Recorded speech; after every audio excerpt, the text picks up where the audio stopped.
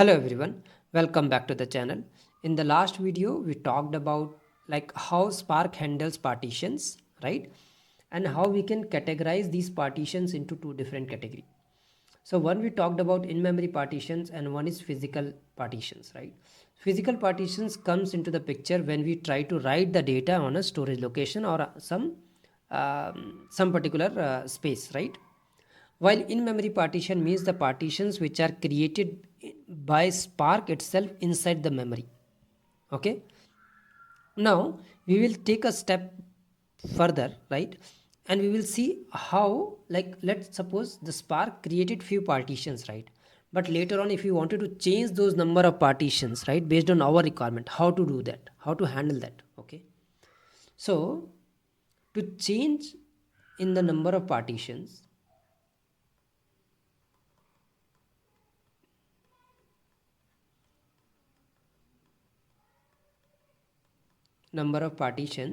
we can use two methods, right, given by the Spark.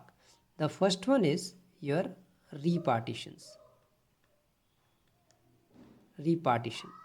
and the second one is coalesce. Okay, these are the two functions given by Spark which will help you to increase or decrease the partitions. Now if I say like both the methods do the same things, obviously it's not fair, right? Because why would Spark give you two methods just to do the same thing? There will be some differences, right? So when I talk about repartition will allow you to either increase the number of partitions or you can reduce the number of partitions. It's up to you, right? So either you can increase as well as reduce. While if you wanted to use coalesce, right, you are actually looking to reduce only the number of partitions, right? So majorly if anyone wants to reduce the partition, instead of going to repartition, they generally use coalesce. Now I'll tell you the internal working, how they really matters, right? How they generally do this partitioning thing. Okay, so let's say we have a data frame. Okay, this is our data frame which has 4 partitions. Now think this as a data frame which has these 4 partitions: P1, P2, P3 and P4. Okay, now as per my requirement, I want to increase the number of partitions, right? Let's say I wanted to increase number of partition to 6. P1, P2, P3, P4, let's say P5 and P6. So what Spark will does? Spark will take few amounts of records from here to here. I'm just taking a very hypothetical example, okay? Or some data from here to here, or some data from here to here, right? Similarly, it will put some data here to here, or here to here, or here to here, right? So this way, the data will be shuffled across different nodes. You see that, right? The data will be shuffled across different nodes. So the data will move from 4 different partitions to 6 different partitions. Okay, method you have in front of you, you can use this method. But the only problem, if you see properly, right, it will reshuffle the data, entire data, to make 6 different equal partitions. Okay, why I am emphasis on equal? Why? What is the need of repartitioning? The problem here sometimes comes, let's suppose you have 10 records. I'm just taking a simple example. Okay, 10 records. 3 are here, 3 are here, 2 are here and 2 are here. This is looks okay, right? But what if my 7 records are here, 1 is here, 1 is here and 1 is here. And let's suppose the node started processing. Which one will take more time? Obviously this one, right? Because the data is not evenly distributed. Correct? The problem here is the data is not evenly distributed, and due to which this partition gonna take more time.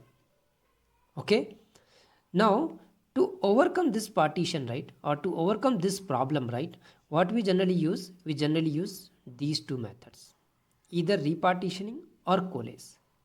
Now, once you perform repartitioning, what it will do? It will shuffle the data so that all these 6 partitions can hold almost equal kind of records, right? Something like that. Okay, so that all the nodes will process their work, right, equally or in equal times.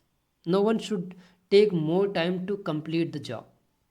So your jobs will be completed in time, right? Otherwise, all the tasks will be completed. Just because of this one task, the job will keep on running, which will have impact on your performance, right?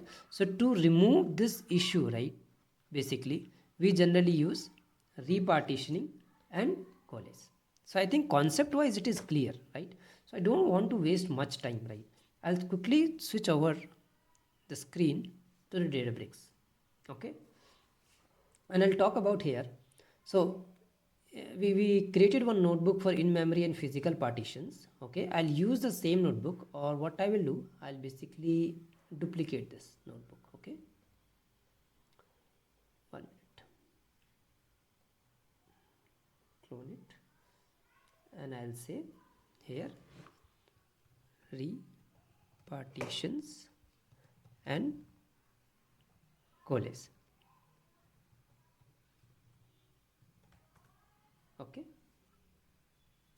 again CE, not SE, my bad.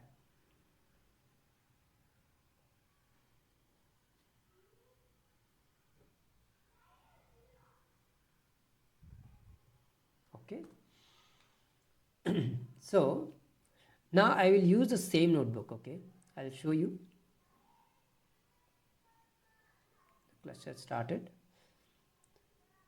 It will give you the list of notebooks or list of files which are there in the data, like Databricks file system, DBFS.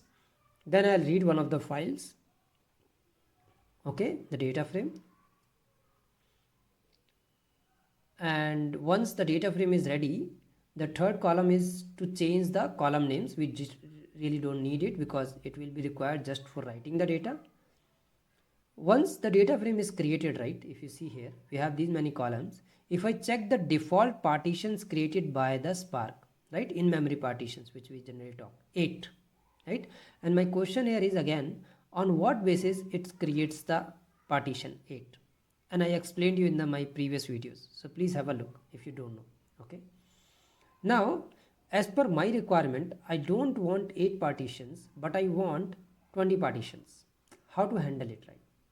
Okay, so we don't need this. Let me remove it, and we don't want it to write the data, physicalize the data.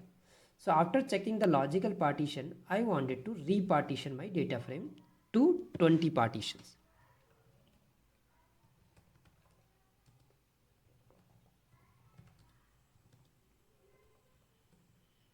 To 20. Okay, so and I can use normal function df dot repartition, and in repartition I'll simply say 20. What it will do, it will divide the data frame into 20 equal partitions, and if I check again my partitions after performing this operation, you will see the number of partitions will be more. It will take some time because it will shuffle the data. Okay, and you see now the number of partitions, even if I print here also it will change. See, 20. So this is how you can repartition your data frame. And the reason, you know, right? You wanted to equally segregate the load between different nodes, right? Now, how you can check it, right? That is again a problem, right? How you will know like if everyone having equal number of nodes or not, right? So what I'll do, I'll just see if you can see something different. Again, I just created the data frame, and again it is by default 8. Okay, and this time what I'll do, I'll simply write something called df dot count. Count is an action, right?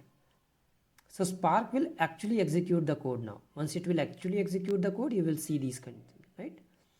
So let's go to stage and try to see if we can check. Okay, let me expand it. So if you see here, I just clicked on the stage, right? And if you see here, this is how each of the task, right? These are all the tasks, right? Are holding the data. So if you see, the input size is almost equal. You see that, right? And it is good, right? But sometimes you will see this size is unevenly distributed. Okay, so whenever you see this data is unevenly distributed, you can use the repartitioning. So how you can check? As I said, just expand this window, right? After clicking on the job, you can click on this, or let me show you directly here, right? In the stages, right, you will have the task here. So if you see here, each task size, like how much data it is holding. So this is how you can check if the data is evenly distributed or not. If not, then you can use repartitioning. Now on a similar lines, right, you can use, so last time I told you, right, how it is repartitioning, right? What I'll do this time, I'll do the coalesce, and after coalesce, let's check the partitions, right, or the data corresponding to each of the jobs. So I'll use coalesce, and in coalesce, as I said, right, we cannot increase it. So we have 8 partition. Let's try to increase it, right? What will happen? Let's see. See, it is still showing 8. You cannot increase it, right? That's the problem. But it won't give you any error as well. It's just that it didn't did anything, right? But if you try to minimize it, 3. Now let's check. See, now the number of partitions are 3. So if somebody says, I will give more than the current partitions, what will be the error? Just simply say it won't give you any error, and it's an interview question. Okay, now after this, again I'll do the same operation, df.count, to check how the data is distributed this time. Okay, we'll go the Spark, click on the view, and now you know like how to check the data is evenly distributed or not. So this is again a pretty useful thing, right, to understand. Let me open that. Where is that? Click on the jobs. 1 minute. Okay, so these are the 3 ones which we have to check. Let's click on this. Click on this. Now it will show you the 3 tasks. Let's check how it is distributed. So if you see here, now this is not evenly distributed. If you check, one is having 127, one is having 64, and one is having 150. It is not evenly distributed, right? So it's a problem. But since the data is very less, right, it won't create much problem for you. But if it is in terabytes or GBs, right, obviously it will create a problem, because the data will start skipping out of some time, right? If the data size is too huge, right, it will create a problem of spill disk, right? We'll talk about what is spill disk, what is these things, right? What are these kind of errors, right? I'll show you. But for the time being, I think I hope you are getting some clarity how to check the data across the nodes, how to check how the partition and coalesce works, and why they are required in our daily operations or in day-to-day work life. Okay, in case of Spark.